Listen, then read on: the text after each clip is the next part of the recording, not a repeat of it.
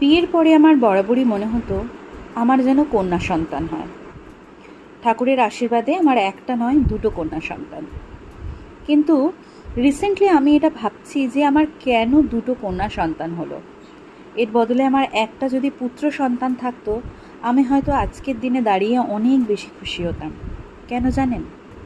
কারণ নিজেকে তো দেখছি বা পারিপার্শ্বিক মহিলাদের দেখছি, বিয়ে করে একবার শ্বশুরবাড়ি এলে স্বামী যতই ভালো হোক, আপনি যতই ভালো রোজগার করুন, অফিসে আপনার যতই বড় পজিশন থাকুক, বাপের বাড়ি যাওয়ার আগে স্বামীর পারমিশন নিতেই হয়। আজ না হলেও কাল আপনাকে পারমিশন নিয়েই যেতে হবে। কিছু ভালো খেতে ইচ্ছা করবে, বরকে জিজ্ঞেস করে খেতে হবে। মা বাবা বৃদ্ধ হলে তাকে দেখতে যেতে হবে, হাসপাতালে যেতে হবে। সব সময় বরের মুখের দিকে বা চোখের দিকে তাকিয়ে ভাবতে হয় একবার সে স্বতঃস্ফূর্তভাবে হ্যাঁ বলে দিক, তাহলে হয়তো যাওয়ার রাস্তাটা বড্ড বেশি সরল হয়ে যায়, সহজ হয়ে যায়।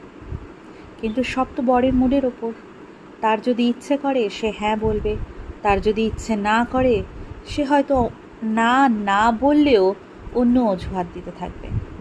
আমি অবাক হয়ে ভাবি, আমার এই মেয়ে দুটোকেও যতই পড়াশোনা করাই, যতই বড় চাকরি ওরা করুক, কিছু না হোক, বিয়ে করে বাবা মাকে ছেড়ে সেই তো শ্বশুর বাড়িতেই যেতে হবে, অন্যদের সাথেই থাকতে হবে। চাইলেও তো ও আমাদের সাথে থাকতে পারবে না। তাই কথায় বলে না যে বিয়ে হয়ে গেলে মেয়েরা পর হয়ে যায়, কথাটা কিন্তু সত্যি, খুব খাঁটি সত্যি। তাই আমি ভাবি দুটো কন্যা সন্তানের বদলে একটা পুত্র সন্তান থাকলে সারা জীবন তাকে চোখের সামনে রাখতে পারতাম, আমরা একসাথে থাকতে পারতাম।